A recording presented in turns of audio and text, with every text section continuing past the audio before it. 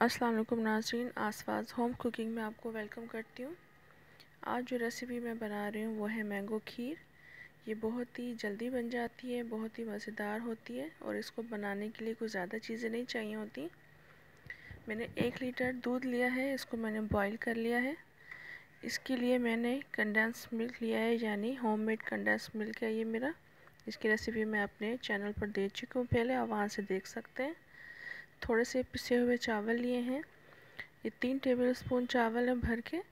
इनको मैंने पहले चावलों को मैंने आधा कप चावल लेकर भिगोकर कपड़े पर फैला दिया था। इसका पानी खुश्क हो गया था तो मैंने भी इसको ग्राइंड कर लिया था। ये 3 टेबलस्पून चावल हैं। थोड़े से बादाम गार्निश के लिए जाएंगे, कुछ मैं खीर के अंदर भी डालूँगी। इसके अंदर मिल्क पैक क्रीम जाएगी, आप कोई सी भी क्रीम ले सकते हैं। और मैंगो कस्टर्ड पाउडर जाएगा, क्योंकि मैंगोज़ अब सीज़न में नहीं है तो मैंगो कस्टर्ड पाउडर मैं इसमें यूज़ करूँगी। तो चलिए तैयारी की तरफ चलते हैं।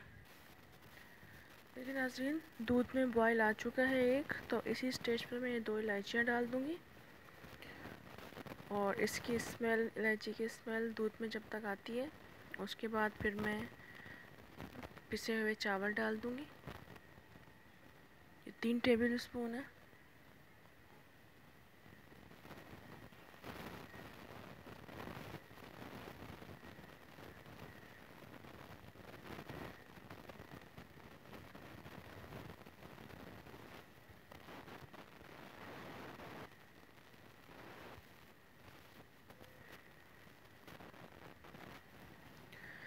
ये चावल जो मैंने इसमें डाले हैं इनको उस वक्त तक पकाना है जब तक ये ट्रांसपेरेंट हो जाएं, क्योंकि ये चावल भी दूध में जाकर फूलेंगे और इनको हम पकाएंगे जब तक ये सॉफ्ट हो जाते हैं, इसके अंदर ट्रांसपेरेंट हो जाएंगे।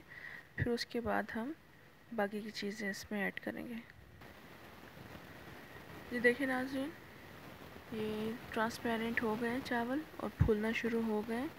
इसी स्टेज पर मैं थोड़ी सी चीनी डालूँगी। मैंने आपको चीनी नहीं बताई थी, चीनी इसलिए नहीं बताई थी क्योंकि इसके अंदर कंडेंस मिल्क जाता है, तो जो मेरा होममेड बनाया हुआ है वो भी काफ़ी मीठा होता है, तो मैं इसमें सिर्फ 3 टेबलस्पून डाल रही हूँ।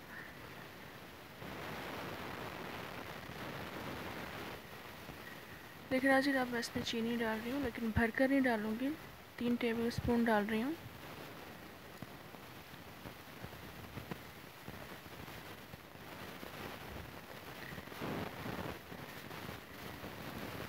इसको आप पकाएंगे थोड़ी देर तक और उसके बाद फिर हम मैंगो कस्टर्ड डालेंगे। ये देखिए नाज़रीन, इसमें मैंने थोड़े से बादाम भी क्रश करके डाल दिए और बाकी की चीज़ें बाद में हम ऐड करेंगे जब ये खीर ठंडी हो जाएगी। अभी इस टाइम पर हम मैंगो कस्टर्ड डालेंगे। मैंने 3 टेबलस्पून मैंगो कस्टर्ड पानी में घोल लिया है, चाहे तो आप दूध में भी घोल कर डाल सकते हैं। तो मैं इसमें थोड़ा थोड़ा करके मैंगो कस्टर्ड डालती जाऊंगी और इसकी थिकनेस चेक करती जाऊंगी। देखिए नाज़रीन, मैंने जो 3 टेबलस्पून इसमें कस्टर्ड डाला था इतना थिक हो गया है और इतना ही चाहिए था क्योंकि ये गाढ़ा ही होता है। और अब इसको मैं चूल्हे से उतार लूँगी, फ्लेम ऑफ कर देती हूँ क्योंकि मैंने इसको 1-2 मिनट पका लिया है।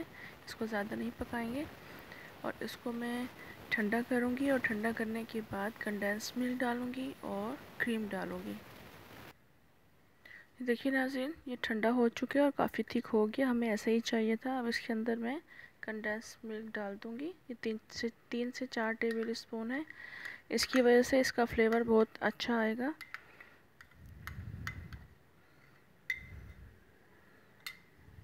इसको डालकर मैं मिक्स करूँगी, उसके बाद फिर मैं क्रीम डालूँगी।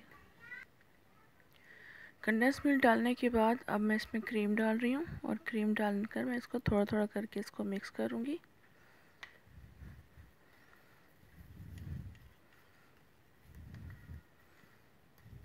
इस क्रीम की वजह से भी बहुत अच्छा फ्लेवर आ जाता है इसके अंदर।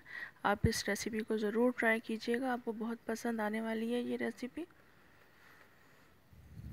कुछ बादाम मैंने इसके अंदर डाल दिए थे और कुछ मैं गार्निश करूँगी।